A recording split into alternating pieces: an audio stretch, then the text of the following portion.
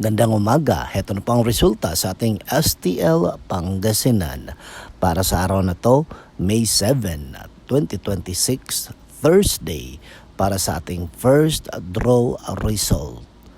Ilabas nyo na mga STL tickets nyo at heto na ang resulta sa ating first draw.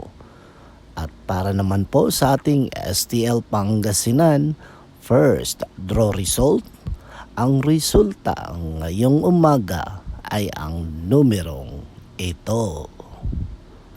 Hindi sa lahat ng panahon na ang ibang tao ay gugustuhin tayo, dapat wag natin ipilit ang ating sarili dahil ang respeto at ang atensyon ay kusa itong binibigay. Okay? Don't forget to subscribe, Purple Green TV. Paki-like, share at comment po. Thank you.